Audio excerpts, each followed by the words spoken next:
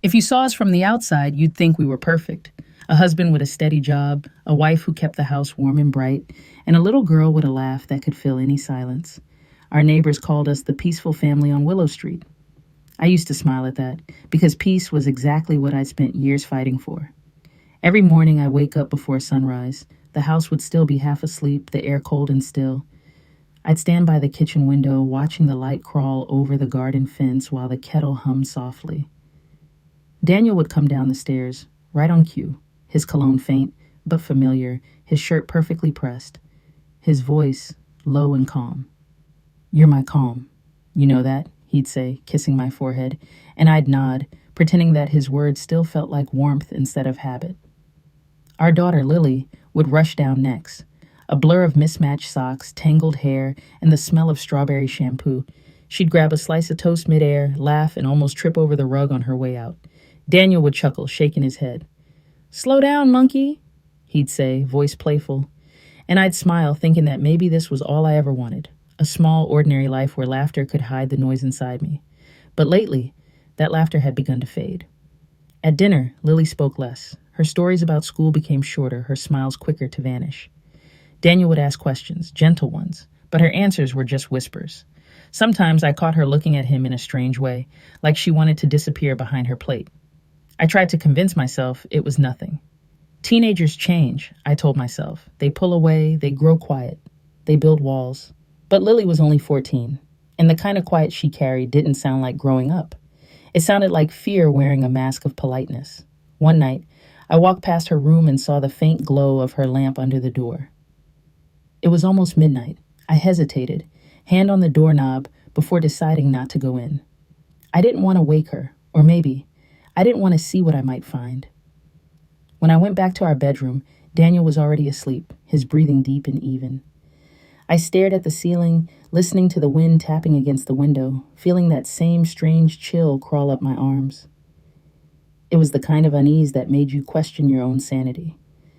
The kind that starts small, a whisper, a flicker, until it grows so loud you can't hear anything else. For weeks I ignored it. I smiled through family dinners, baked cookies for Lily's friends, laughed when Daniel told his coworkers about my famous apple pie. But deep down, I felt it.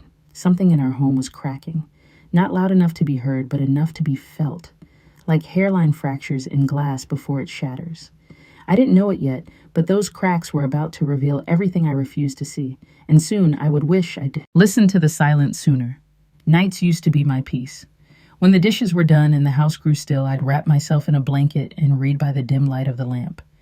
But lately, peace had turned to paranoia. Every creak of the floor, every rustle of the wind sounded like a warning only I could hear.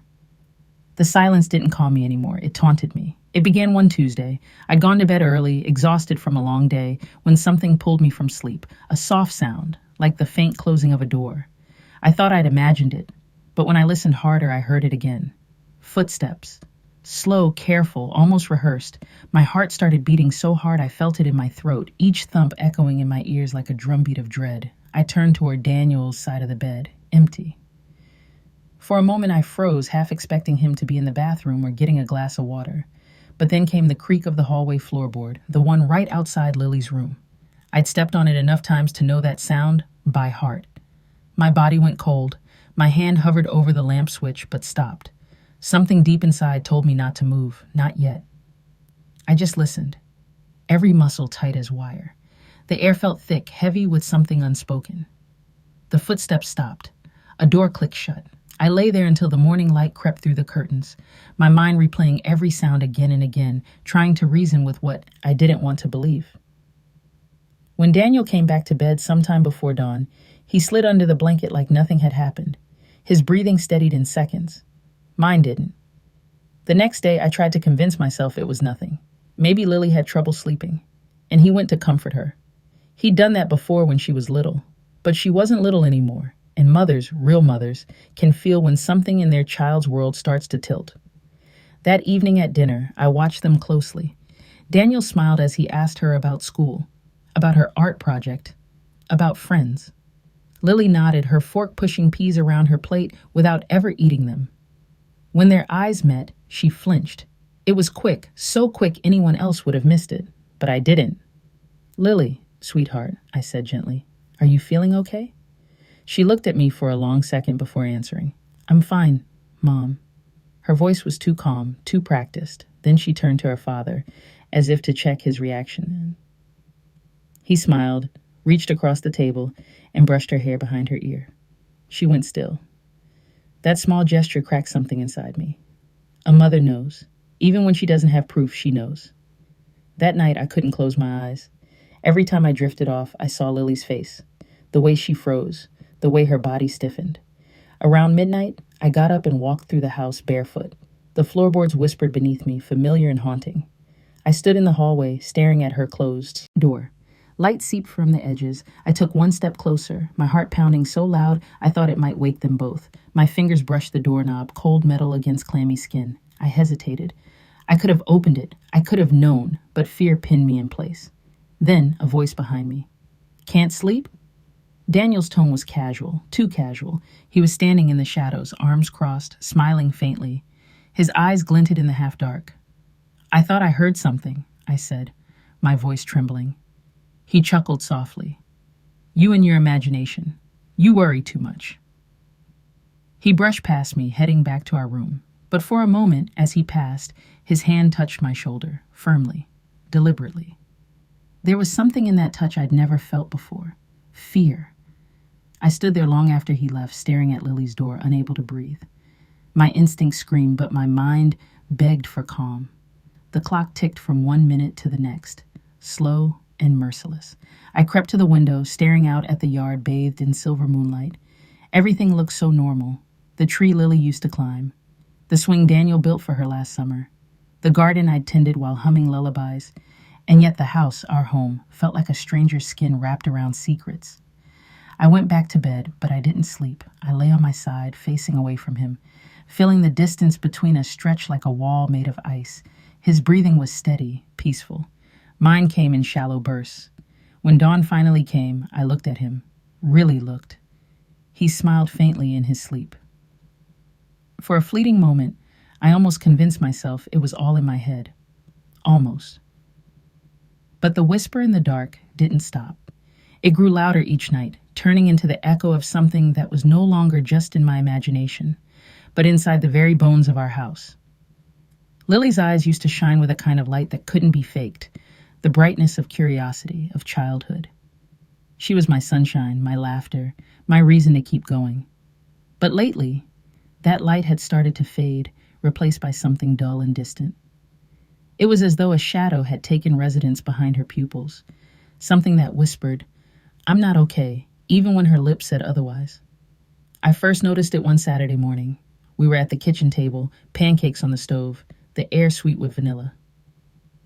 Daniel sat at the counter scrolling through his phone, pretending not to notice that I was watching him. Lily came in, still wearing her sleep shirt, hair tangled. Her eyes met mine for a second, and I saw it, fear wrapped in fatigue. Morning, sweetheart, I said softly. She just nodded, voice barely a whisper. Morning. Then she turned away and sat down, her shoulders folding inward like she was trying to disappear into herself. I poured her juice, my hand trembling slightly. Daniel didn't look up. The smell of burnt batter filled the kitchen before I even realized the pancakes were smoking. It was the smallest thing, but it broke me, because I realized I'd been holding my breath since she walked in. For the next few days, I watched her more carefully. She jumped at sudden sounds. She slept less. Her sketchbook, once filled with drawings of gardens and birds, was now full of black smudges, faces without eyes, houses without doors. I'd ask what they meant, and she'd shrug. It's just art, Mom. But mothers see the truth hidden between words. The way she flinched when Daniel entered the room. The way she pulled her sleeves down to her wrists, even on hot days. The way her voice trembled when she said Dad, like the word itself had turned heavy. One evening I tried again. We were folding laundry together, the hum of the dryer filling the silence. Lily, honey, I said gently, you've been so quiet lately. Is something bothering you? She paused, folding a towel too quickly. No, Mom, I'm just tired. I smiled, though my throat felt tight. You can tell me anything, you know that, right?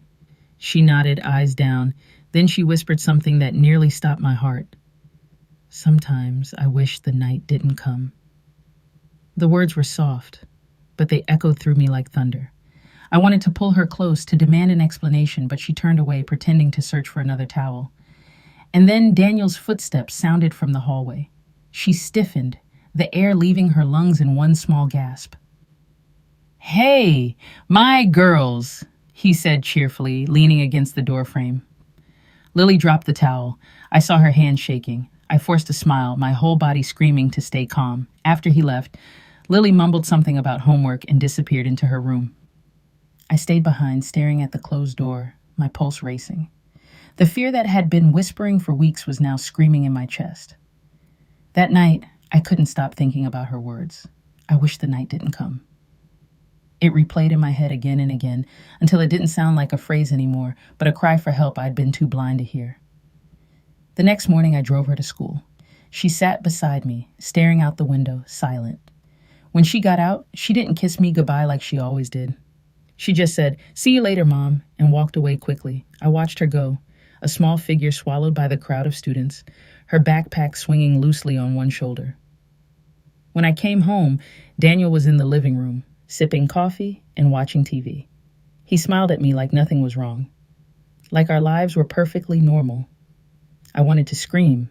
I wanted to ask him what he was doing at night, why Lily was changing before my eyes.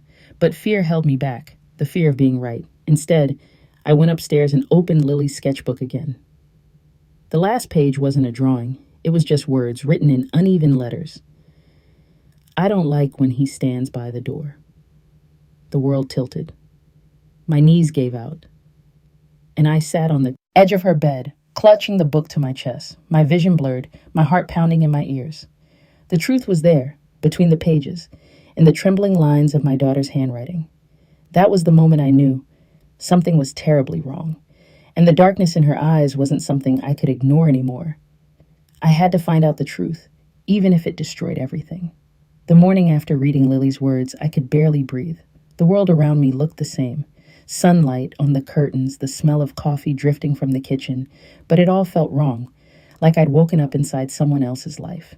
Every sound felt amplified, every second heavy with the truth I wasn't ready to face. Daniel sat at the table, humming as he buttered his toast. He smiled at me as if nothing had happened, as if we weren't living on opposite sides of a secret. "You look tired," he said. "Did you stay up again?" I forced a smile. Couldn't sleep. He chuckled, sipping his coffee. "You always overthink things. Maybe you should take one of those pills the doctor gave you." He said it lightly, but I felt the sting behind his words. The pills, the episodes, the way he liked to remind me of the time I struggled with anxiety after my mother died. It was his favorite weapon, my past. I nodded, pretending to agree, but inside, something cold and sharp began to grow. I realized this wasn't new. The dismissive smiles, the quiet corrections, the way he'd twist my doubts until I questioned my own mind. This was his pattern, and I'd been too trusting to see it. Later that day, I found him in Lily's room. He said he was fixing her window latch, but I hadn't heard her complain about it once. He turned when he saw me, startled for a second, then smiled. "Just checking her window," he said. "You know how drafty it gets." My throat tightened. "You could have told me," I whispered. He laughed softly. "You're jumpy today, love. Maybe take a nap." I stood in the doorway, watching him leave, feeling smaller than I had in years. The wall seemed to close in. That night, I sat at the edge of my bed long after he'd fallen asleep. His breathing was steady, calm, like a man with nothing to hide. I envied that kind of peace. How easily he slept, how easily he lied. The next morning, I decided to test him. At breakfast, I mentioned Lily's nightmares. "She's been waking up scared lately," I said, pouring coffee. "Do you know anything about that?" He froze for half a second, so quick most people wouldn't notice, but I did. Then he smiled, setting his cup down. "Kids dream strange things," he said. "You worry too much, that's all." His words were soft, but his eyes, they were sharp, measuring me, reading me. I looked down, pretending to agree. "Maybe you're right," I said, keeping my voice even. "Maybe I'm imagining things." He reached across the table, touching my hand. His palm was warm, steady.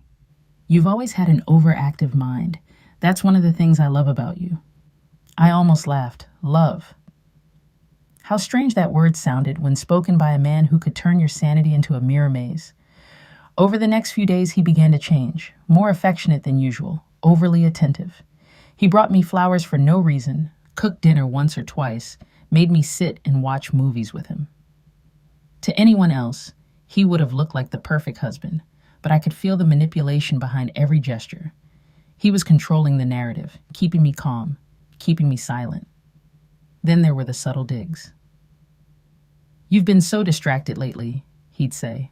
"Are you okay? Maybe it's your nerves again." Or, "You've been forgetting things lately. Stress does that." Each time I felt myself shrinking a little more. He was building a wall of doubt around me, brick by brick, while pretending to hold my hand, but one night I caught him in a slip.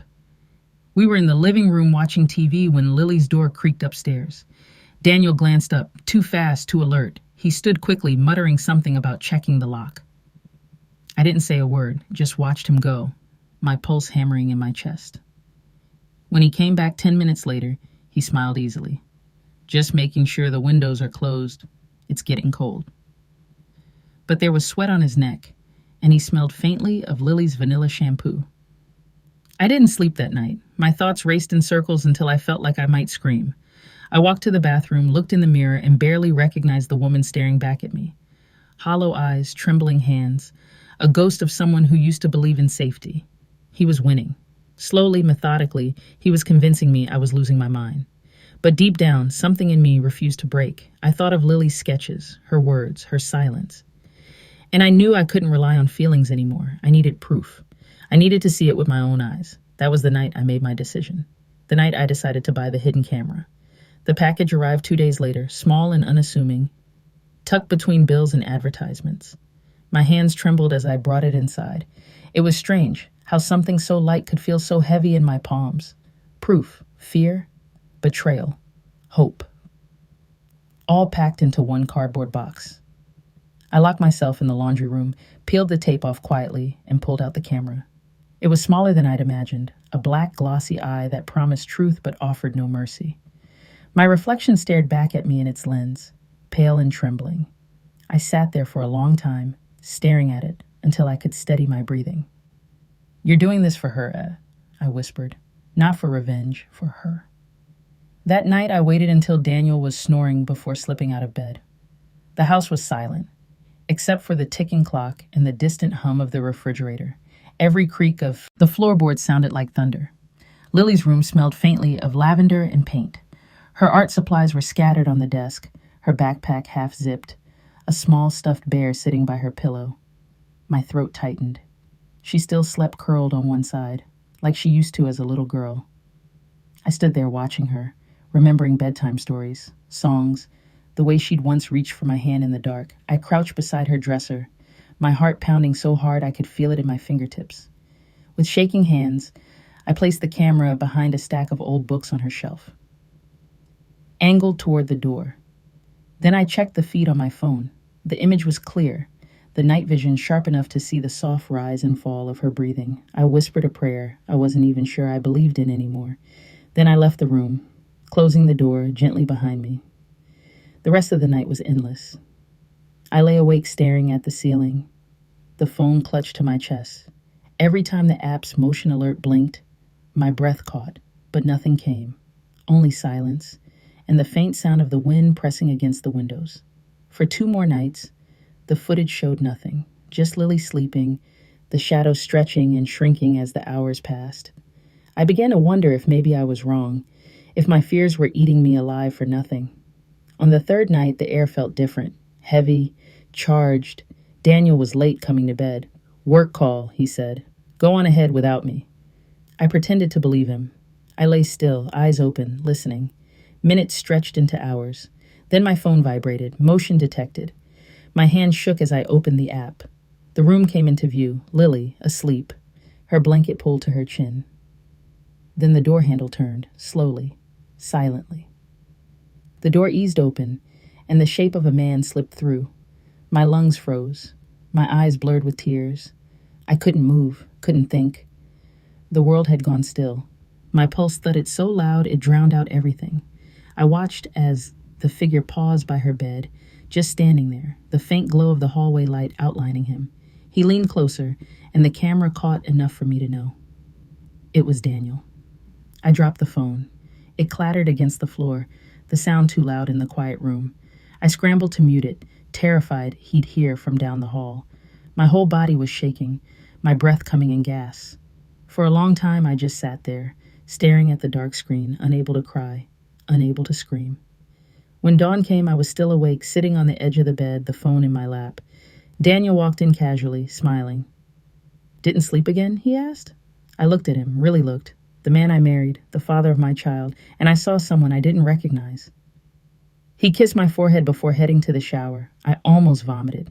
When I heard the water running, I opened the app again and replayed the footage. Once, twice, 10 times. Each time it felt like being torn apart. My tears blurred the screen until I couldn't see. But I couldn't look away. I backed up the file, emailed it to myself, and copied it to a flash drive. Then I deleted the app from my phone, erased every trace. I hid the drive inside my jewelry box, beneath old photos and letters from when I was still naive enough to believe love could fix anything. That day I smiled through breakfast. I packed his lunch, kissed his cheek, pretended. Because now I knew pretending was survival. But every movement, every breath, every glance from him felt like poison on my skin. I needed a plan. Proof wasn't enough. I needed to protect Lily. So I called my sister. I told her nothing, only that I needed her to visit soon. She heard something in my voice, a quiver she hadn't heard before, and said yes without question.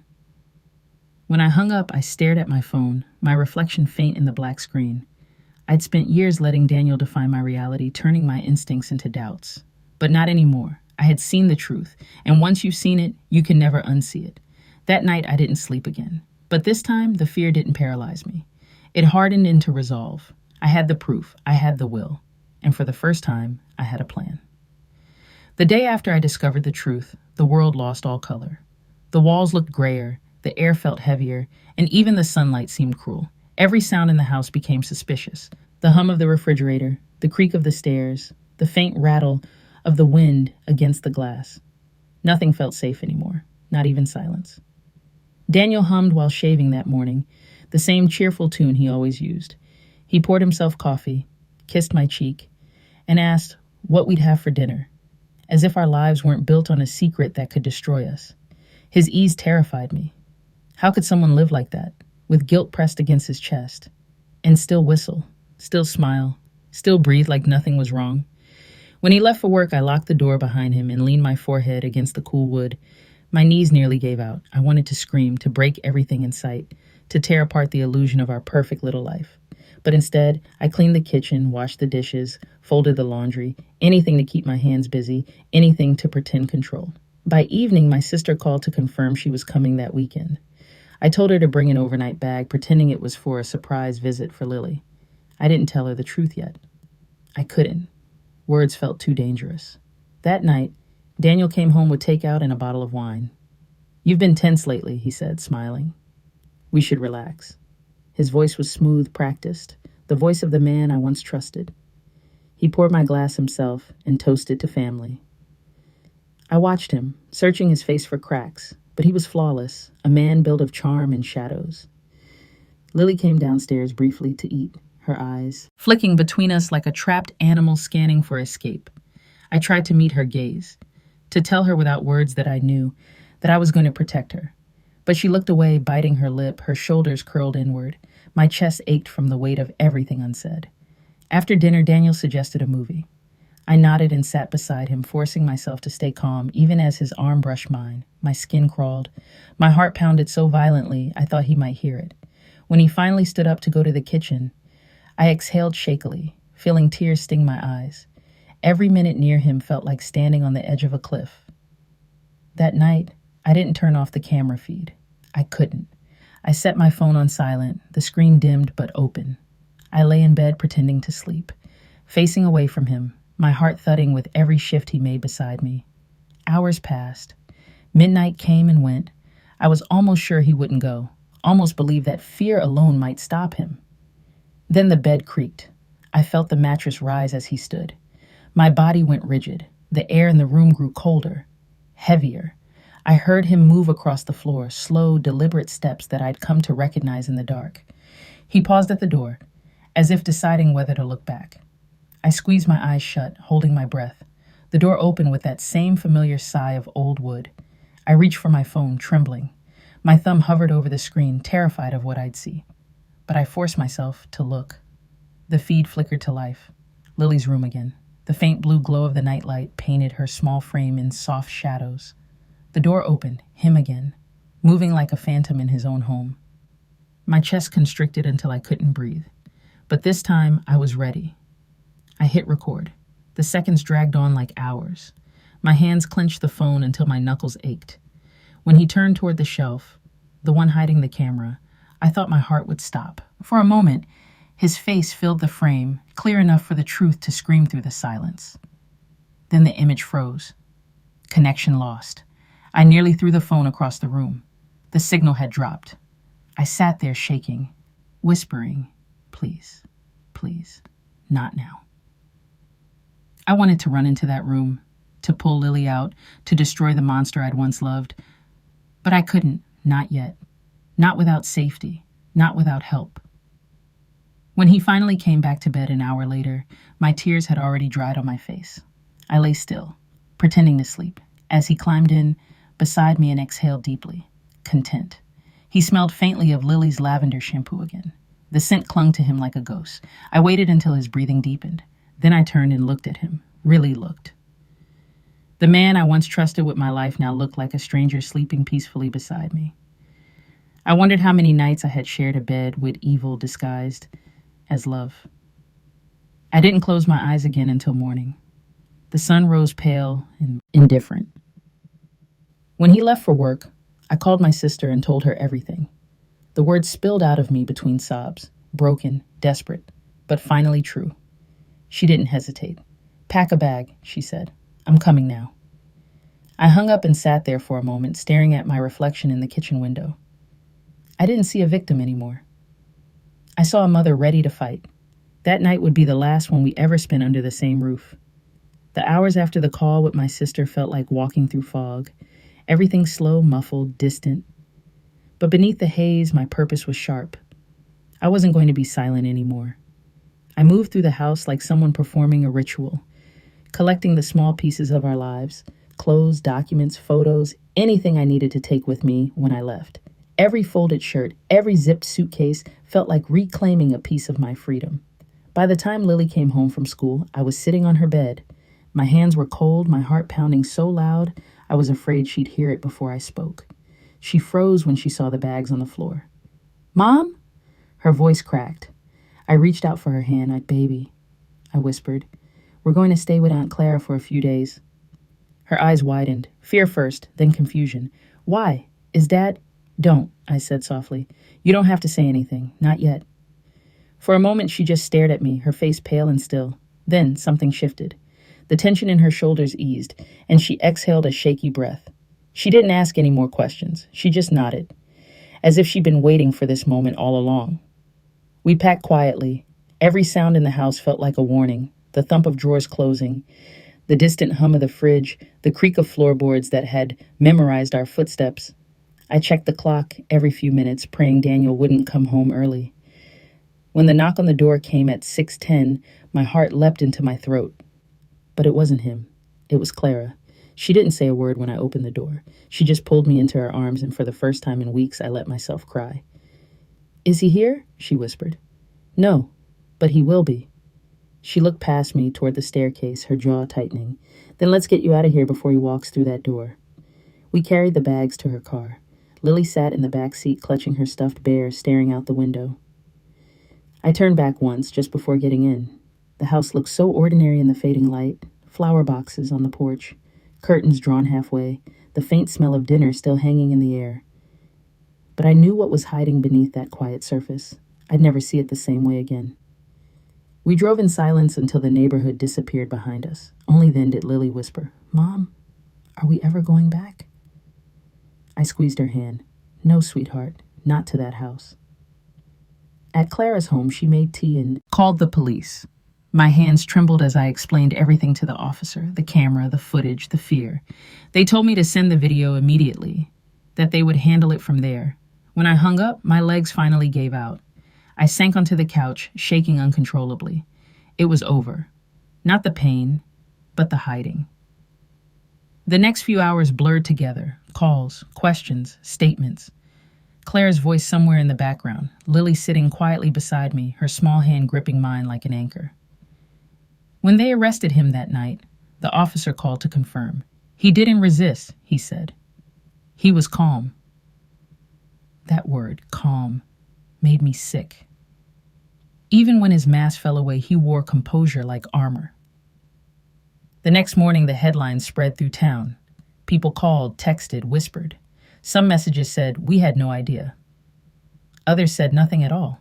I deleted them all. I didn't owe anyone the truth of my wounds. In the days that followed, I began to realize how deep his control had run. Bills I'd never seen were in my name. Friends I thought were mine had slowly drifted away because he'd made sure they did. Even my own reflection felt foreign, as though I'd been living in someone else's story. But every day I stayed with Clara. Every time I saw Lily smile a little more, that foreign face began to look human again.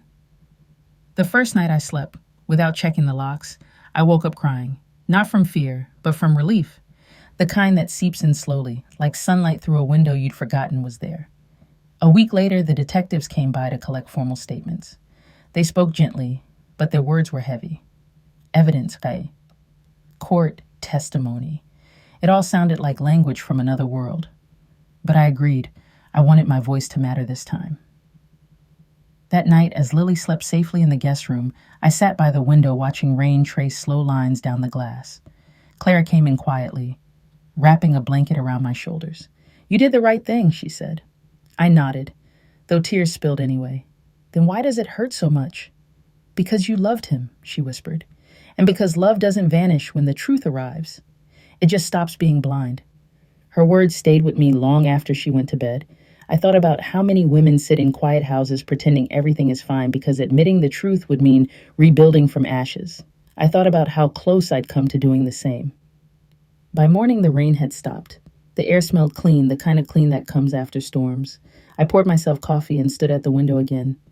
Lily came up beside me, her hair messy, her eyes sleepy but calm. For the first time in months, she didn't look afraid. She leaned her head against my arm and whispered, "Are we safe now?" I smiled, tears burning my eyes. "Yes, baby, we're safe now." And though my heart still carried scars, I believed it. Clara never left my side in those first few days. She didn't ask for details I couldn't bear to repeat, didn't push for answers when silence was all I had. She just stayed, quiet, steady, unshakable. Every time I started to break, her presence reminded me I wasn't doing this alone anymore. She took time off work, cooked meals I could barely eat, handled the calls I didn't have the strength to answer. When the detectives needed more details, she came with me, her hand a firm weight on my shoulder.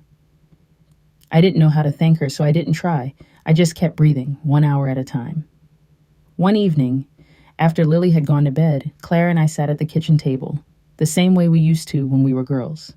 The table was scattered with papers, forms, evidence copies, court notices, the weight of bureaucracy mixed with the weight of grief.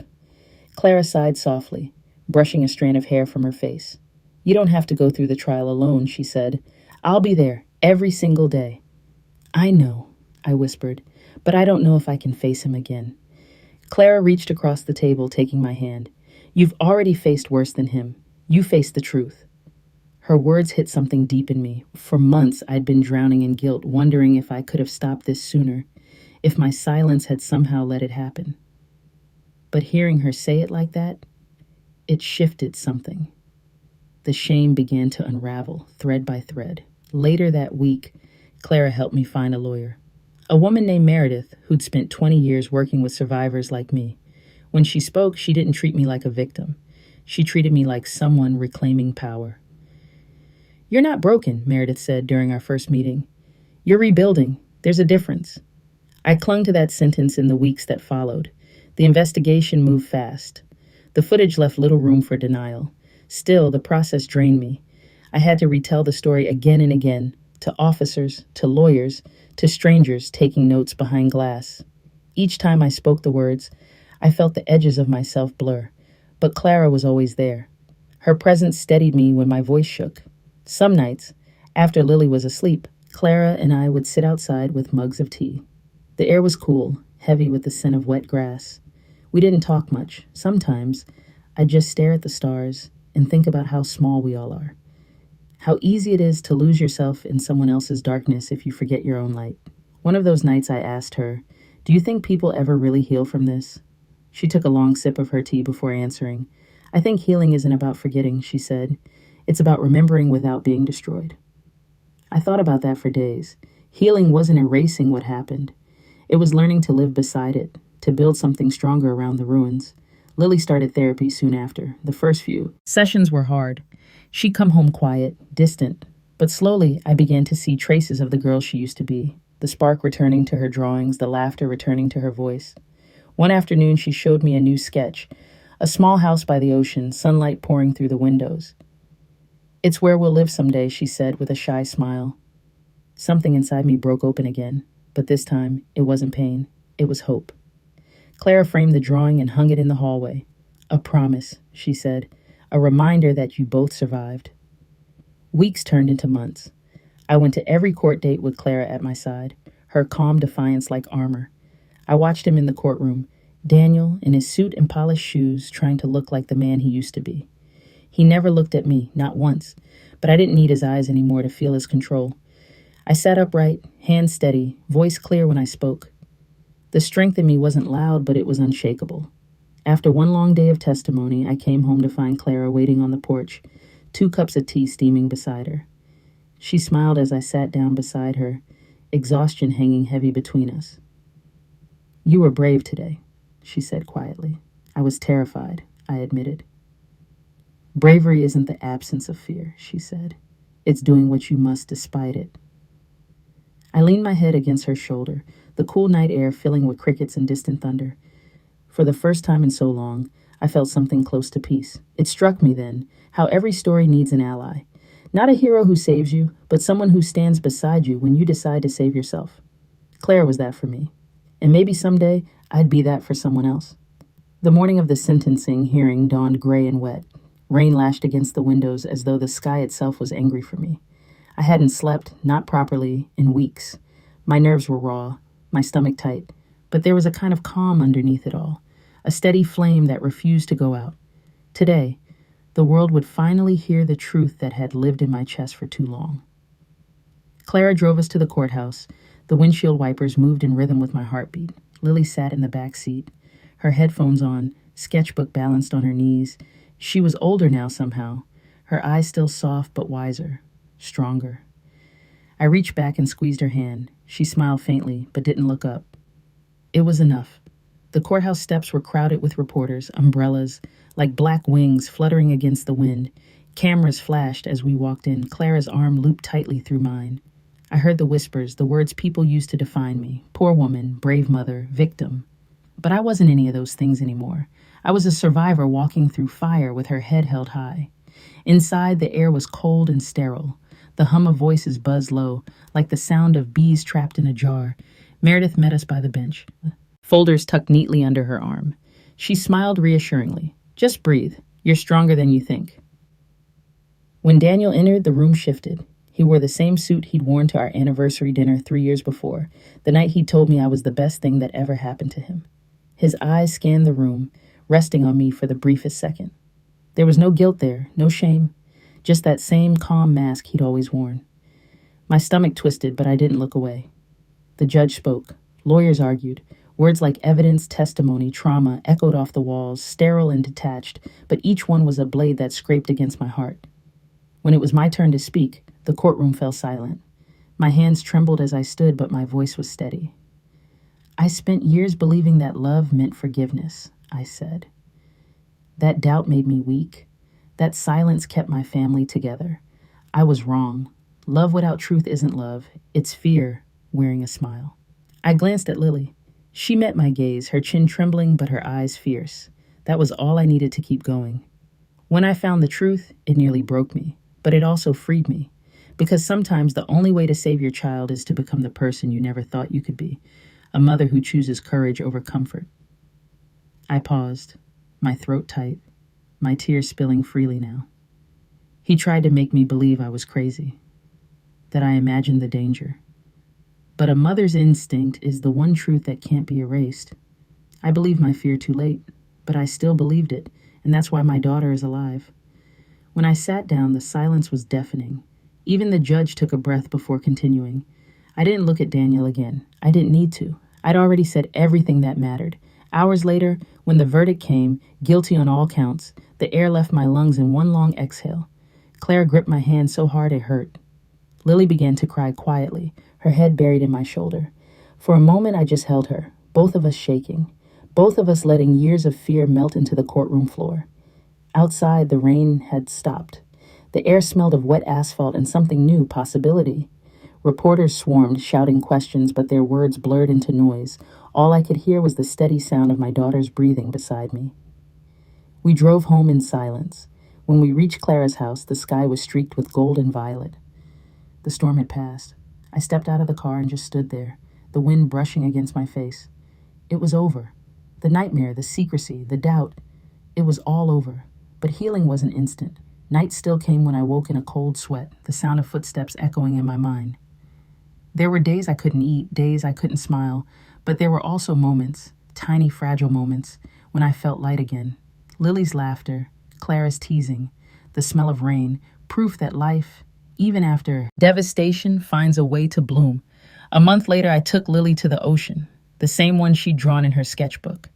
We stood barefoot in the sand, the waves kissing our toes.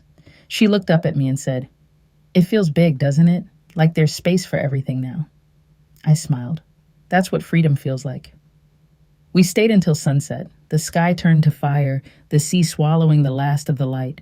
I thought about everything we'd lost and everything we still had. Pain had carved deep into us, but it hadn't hollowed us out. It had made room for strength. And as I watched my daughter run toward the waves, her laughter carried by the wind, I whispered to the horizon, "We made it." It took months before I was ready to face him again. Even after the sentencing, after hearing the sound of the gavel fall and the words "life in prison" echo through the courtroom, there was a piece of me that still wasn't free. Justice had been served, but closure was something else entirely. When they called from the prison asking if I wanted to attend his final appeal hearing, I almost said no. What more could be said? What more could he possibly take from me? But something inside urged me to go. Not for revenge, not for him, but for myself. I needed to look into the eyes of the man who destroyed my home and see nothing there that could ever hold me again. The morning of the hearing was quiet. The sun hung low behind the trees, painting long shadows across the road as Claire drove me there. Lily stayed home with a friend, old enough now to understand what was happening, but wise enough to let me go alone. I held the same old silver cross my mother had given me years ago, its surface worn smooth by prayer and tears. I didn't pray for mercy or forgiveness anymore, only peace. When they brought Daniel into the room, time slowed. His hands were cuffed, his face thinner, older. But his eyes, those same calm, unblinking eyes, met mine, and I felt my stomach twist with old memories. For a moment, I wasn't in the courtroom.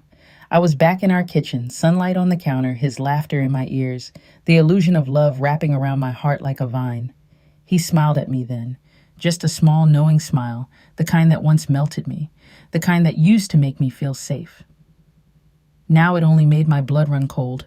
The judge spoke, words blurring together, statutes, denials, dates. I barely heard them. My focus was on him, watching him shift in his seat, watching his jaw tighten when the evidence was reviewed again, watching the cracks appear in that mask he'd worn for so long. For the first time, he didn't look untouchable. He looked ordinary. And that frightened me in a new way, that monsters can look so human once the power is gone. When it was over, the appeal denied, I stood as he was escorted past. He slowed when he saw me, the chains around his wrists clinking softly. "You ruined my life," he said quietly, voice smooth as ever. "You destroyed our family." I looked at him, the weight of 1,000 sleepless nights pressing behind my ribs. "No," I said. "You did." For the first time, his expression faltered. just for a heartbeat. Then he was gone, swallowed by the hallway and the sound of his own chains. I sat down slowly, trembling. My body felt hollow, like I'd been holding my breath for years, and finally exhaled. Clara touched my shoulder. "It's over," she whispered. I nodded, but I didn't cry. I didn't scream. I just sat there, letting the silence fill me until it stopped hurting. Because it really was over this time. There was nothing left to fear. That evening, I went to the ocean again, alone this time. The same beach where Lily and I had stood months ago. The tide was low, the waves gentle, the sky painted in bruised shades of purple and gold. I walked along the waterline, the cool surf washing over my feet, each step pulling me a little further from the woman I'd been. I thought about forgiveness. People talked about it like a destination, but I realized it was a horizon, something you move toward but never fully reach. Maybe I would never forgive him. Maybe I didn't have to. Maybe surviving was enough. I picked up a seashell, smooth and pale, its spiral perfect. I turned it in my hand and whispered, "You don't own me anymore." The wind carried the words away, scattering them into the sea. Back at home, Lily was waiting on the porch. She looked up as I approached, a smile spreading across her face. "Did you do it?" she asked. I nodded. I did. She hugged me, and in that simple gesture, everything I'd fought for, every sleepless night, every tear, every ounce of fear, finally felt worth it. We stood there as the sun disappeared beyond the horizon. The world was quiet again, not the silence of dread, but of peace. I looked down at her and said softly, "We're finally free, baby, truly free." And this time, I knew it was the truth. For weeks after the final hearing, silence became my closest companion. Not the suffocating silence that used to fill the house at night, but a softer kind. The kind that follows thunder when the world holds its breath before life begins again. I would wake before dawn, out of habit more than need, and sit by the kitchen window with my coffee growing cold. The mornings were quieter now, peaceful in a way that almost felt foreign. The ticking of the clock, the whisper of the wind against the window, these sounds, once triggers of dread, became reminders that I was still here, still breathing, still standing. Lily started laughing again. It was small at first, careful, cautious, as if she was testing whether the world would allow it. Then, little by little, her laughter grew bolder. Sometimes I'd catch her singing along to songs on the radio while cooking breakfast, her voice light and bright. It would stop me in my tracks, make my chest ache with gratitude. That sound, her joy, was the loudest proof that the darkness no longer lived with us. Still, healing wasn't a straight path. Some nights I'd wake up in a cold sweat, heart racing, expecting to hear the old sounds, footsteps, doors creaking, whispers through the walls. I'd lie there, frozen until the truth would find me again. I was safe. We were safe. The fear was a ghost now, haunting only memory. Therapy helped. Slowly, I learned how to name the things I had buried: guilt, rage, shame, hope. My therapist told me that trauma rewires the brain, but love rewires the soul. Every time I looked at Lily, I felt the truth in that. The love I had for her wasn't broken. It had survived everything. Clara came by every Sunday with groceries, pretending she needed an excuse to visit. We'd sit on the porch drinking tea, talking about ordinary things, weather, recipes, TV shows. She never mentioned Daniel's name again, and neither did I. Some truths don't need retelling. They simply exist, like scars beneath the skin. One evening, as the sun dipped low, Clara turned to me and said, "You know, you've become someone new." I smiled faintly.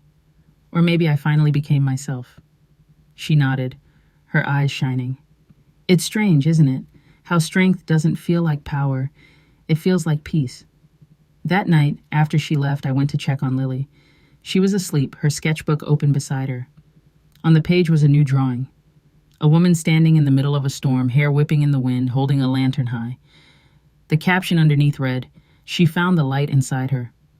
I sat beside her and wept, not from sadness, but from release. Because I realized she wasn't just drawing me, she was drawing herself too. We'd both been through the storm, and we had both come out the other side, still holding the light. Months passed. The seasons changed. The house began to feel like home again. The walls, once soaked in fear, now echoed with music, laughter, and the quiet hum of healing. I painted the living room yellow one afternoon, a color Daniel had always said was too loud. It felt good to take back something as simple as color. One morning, Lily ran into the kitchen, waving an acceptance letter from an art school she'd applied to. Her eyes sparkled with tears of joy. "Mom, they said yes!" I hugged her tightly, the letter crinkling between us. I knew they would. As she talked about her future, about moving to the city, about dreams I once been afraid to let her have, I listened, smiling through tears, because I understood something then. Pain doesn't erase possibility. It simply teaches you to value it more. That evening, we went back to the ocean. The wind was calm, the waves gentle. The sky stretched wide and blue, endless in every direction. Lily ran ahead, laughing, her hair streaming behind her. I followed slowly, letting the sea foam kiss my feet, the salt air fill my lungs. I closed my eyes and whispered a prayer, not for forgiveness, not for vengeance, but for gratitude. Gratitude for survival, for strength, for a daughter's laughter reborn from silence. As the tide washed over the sand, I thought of everything we'd endured, the nights of fear, the lies, the pain, and realized that while the storm had changed us, it hadn't destroyed us. We had rebuilt piece by piece out of love and truth. When we left the shore, the last of the sunlight followed us, golden and warm. Lily reached for my hand. "Mom," she said softly, "are you happy?" I looked at her, at the sky, at the life we had fought so hard to reclaim. "Yes," I said, smiling through tears. "Finally, I am." And in that quiet, I knew the silence after the storm wasn't empty. It was sacred. News travels fast in small towns. It spreads like wildfire, through whispers in grocery aisles, murmurs at church, and half-finished sentences exchanged over fences. When Daniel's trial became public, it wasn't just our story anymore. It was everyone's, and everyone had an opinion. Some people sent letters, kind words, prayers, even money. Others sent nothing but silence. There were those who crossed the street when they saw me coming, as though my pain were contagious. And there were those who stared too long, their eyes filled with morbid curiosity, not compassion. I used to care what people thought.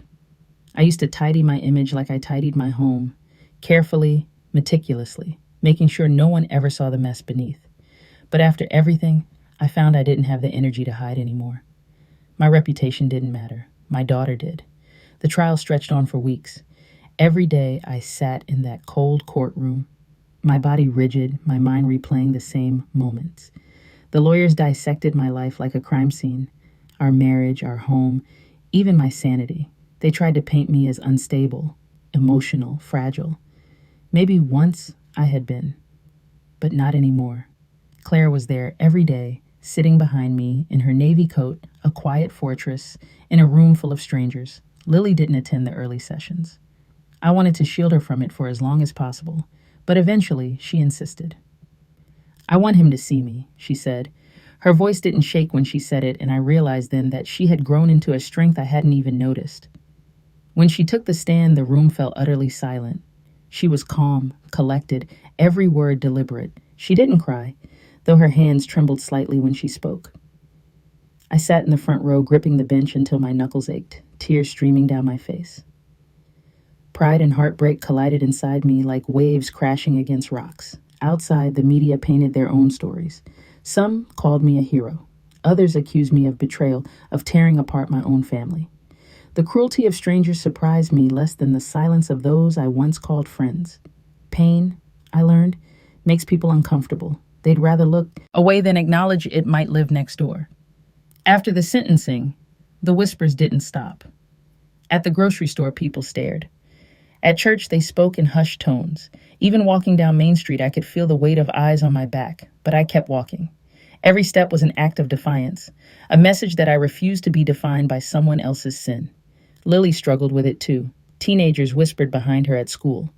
Some teachers avoided eye contact, but she carried herself with quiet dignity, the way I'd taught her. One evening, she came home, dropped her bag, and said, "Let them talk. They don't know us." I smiled, tears welling up, because she was right. They didn't. Weeks later, I was invited to speak at a local support group for women who had experienced abuse.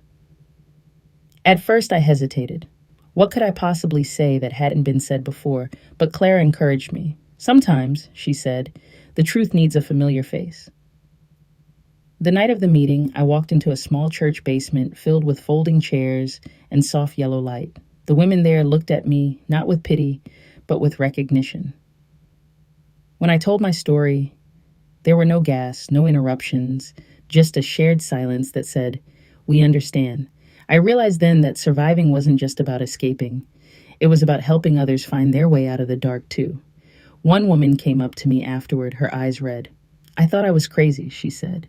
"But listening to you, I feel seen." I hugged her tightly, the way Clara had hugged me that night months ago. The circle of strength had widened, and I knew that was how healing truly began. One woman holding another, saying, "I believe you." When I walked home that night, the stars were bright against the black sky. The air was cool and still, and for the first time I felt no eyes on me, only the steady beat of my own heart. The town hadn't changed, but I had. I was no longer the woman who kept her head down and whispered apologies for existing. I was the woman who had faced the storm and lived to tell the story. And though I knew there would always be whispers, I also knew something else. Whispers fade, but truth endures. The verdict was supposed to bring closure, but the truth is, closure isn't a single moment. It's a slow, fragile process that takes root long after the gavel falls. The courtroom was packed on the final day. The air was thick with anticipation, heavy enough to choke on. I sat at the front with Clara beside me, my hands clasped so tightly in my lap that my nails bit into my skin. Lily was behind us, her hand resting on my shoulder, grounding me in a way only she could. The clock ticked louder than it should have, each second dragging me closer to the end of a story I'd never chosen to tell. Daniel walked in wearing that same emotionless expression. He was thinner now, the sharpness of his features exaggerated by the stark light of the courtroom. He didn't look at me, not once. Maybe he knew that if he did, I'd see through every mask he'd ever worn. The judge began to speak, her voice steady but cold. Words like predatory, manipulation, irreversible harm filled the air. I tried not to look at him, but I couldn't stop myself.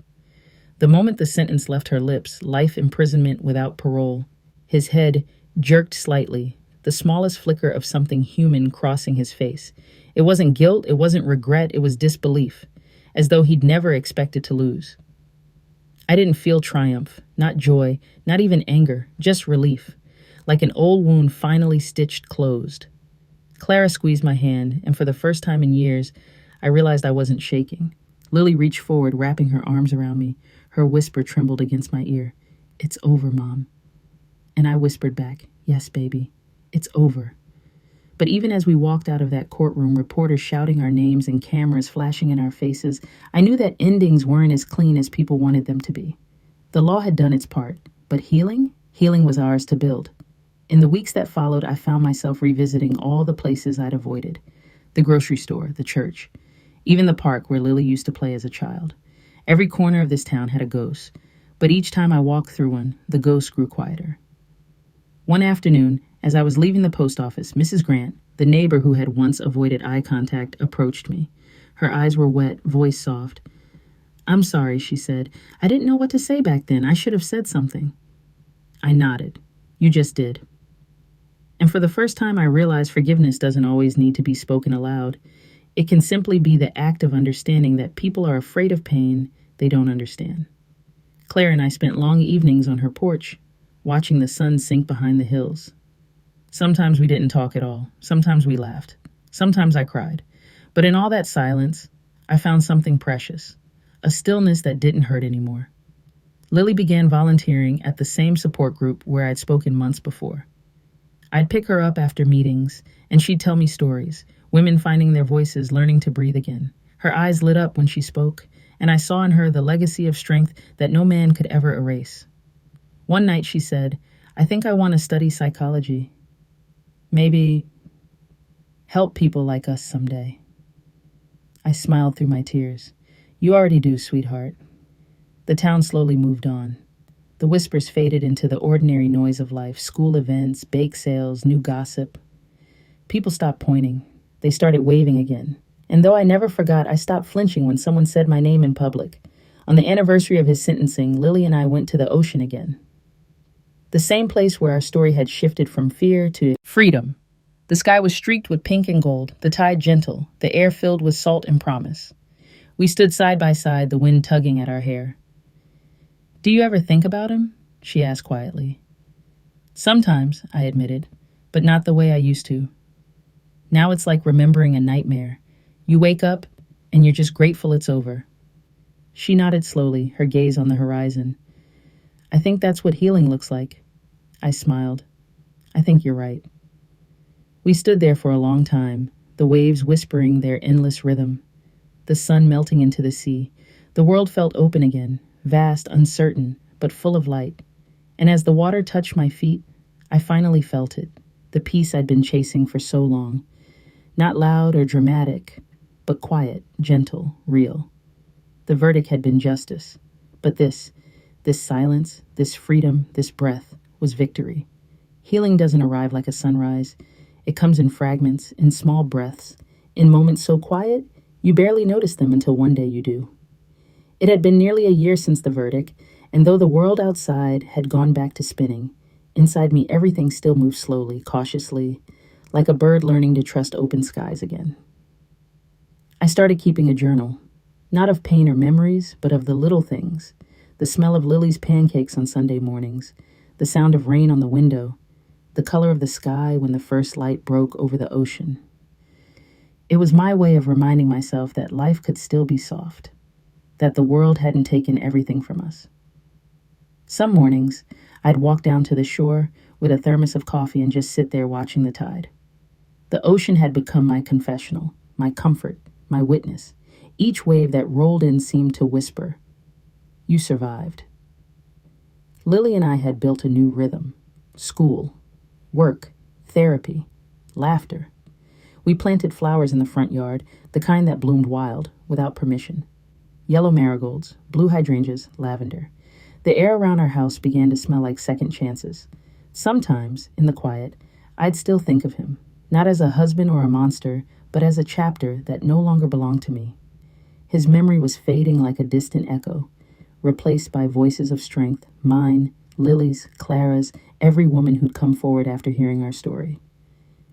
The pain had stopped being just mine. It had turned into something bigger.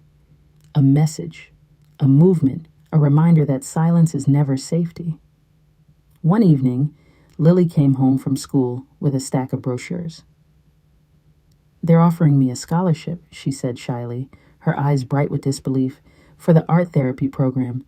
They said my story could help others." I took her hands, tears filling my eyes. "Your story is helping already."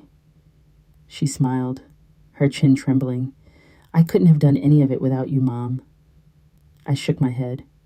"No, Lily, you taught me how to be brave again." We celebrated that night with takeout and laughter. Clara joined us, bringing a bottle of sparkling cider. The three of us toasted, not to survival, but to the life we were building out of it. "Here's to strong women," Clara said. "May we know them, may we raise them, may we become them." Our glasses clinked, and for a moment, everything felt light, not perfect, but beautifully ordinary. Months passed, seasons shifted, and in the small details of life, healing found us again and again. The first time I danced in the kitchen without fear. The first time Lily fell asleep on the couch, her face peaceful. The first time I caught my reflection and didn't see a victim, but a woman still standing. I learned that healing wasn't forgetting.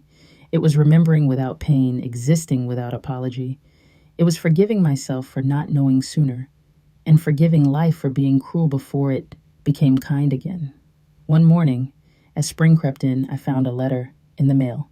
It was from another mother who had watched my story on a small community channel. She wrote, "Your courage saved me. I saw myself in your silence, and your voice gave me one of my own." I held that letter against my chest for a long time. It felt like the circle was complete. The pain that once silenced me was now helping others speak. On Lily's graduation day, I stood in the crowd with Clara, tears in my eyes as my daughter crossed the stage. She wore a blue dress, her hair braided with a single yellow ribbon, the same color as the flowers in our yard. When she caught my eye, she smiled, and in that smile I saw every night we'd survived, every dawn we'd fought for.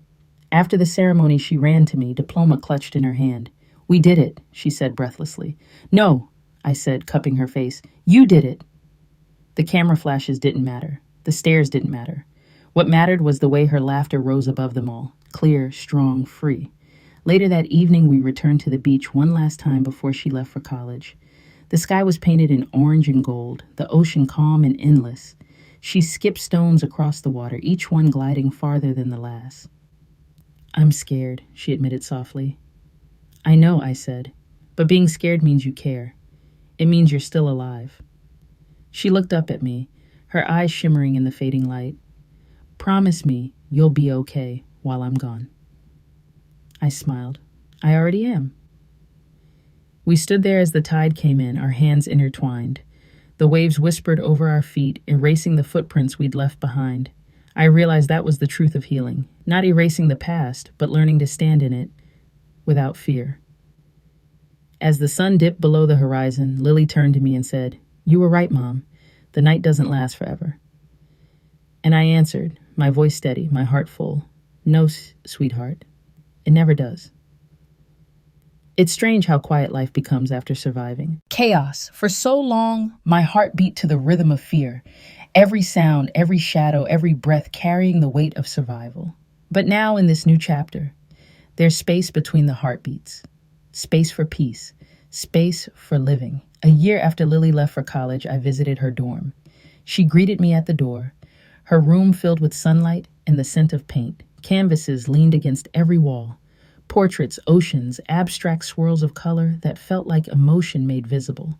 She looked happy, really happy. And in her eyes, I saw everything I'd hoped for: freedom, strength, a future unshackled by fear. She hugged me tight and said, "Mom, I'm thinking of hosting an art show for survivors, a place where people can tell their stories through painting." I smiled through tears. "That sounds beautiful, Lily," she grinned. "It's called The Light Between, because even in the darkest stories, there's always a little bit of light left." Those words stayed with me long after I left. On the drive home, the sun hung low over the ocean, gold spilling across the horizon. The world looked alive again. For years I had existed only in survival, but now I was finally living, learning that life after pain wasn't about forgetting, but about honoring the strength it gave you. I started volunteering at the same support group that had once held me together. Every week, I sat in a circle of women, mothers, daughters, friends, all carrying their own stories of silence and survival. We shared tea and tears, laughter and long pauses. And each time someone whispered their truth for the first time, I felt something inside me mend a little more. Sometimes I'd speak, sometimes I'd just listen. But one night, when a young woman said she was afraid of being alone, I told her what I'd learned. "Being alone isn't the same as being lost," I said. "Sometimes it's the first step toward finding yourself." She smiled through her tears, and I knew my words had reached her. That was the gift pain had left me, the ability to turn my own darkness into someone else's light. As months passed, I began writing again. At first, it was letters to myself, small reminders scrawled on paper. "You are safe, you are enough, you are home." Then it became something larger, a memoir, a reflection on everything we had endured. Not for fame or pity, but because stories like mine deserve to be told, not buried. Because somewhere another woman was sitting in her kitchen, doubting her instincts, convincing herself that love excused the unease in her gut. I wanted her to hear my voice and know it doesn't. The book took 2 years to finish. When it was finally published, I held the first copy in my hands and wept. The dedication read, "For my daughter, who reminded me that light is always worth chasing." One summer afternoon, Clara and I drove back to our old neighborhood. The house where it all happened was still standing. New curtains, fresh paint, children's toys scattered in the yard. For a long time, I stood on the sidewalk, watching. It didn't hurt anymore. The memories were still there, but they didn't own me. Clara touched my shoulder gently. "You don't have to go inside." "I know," I said.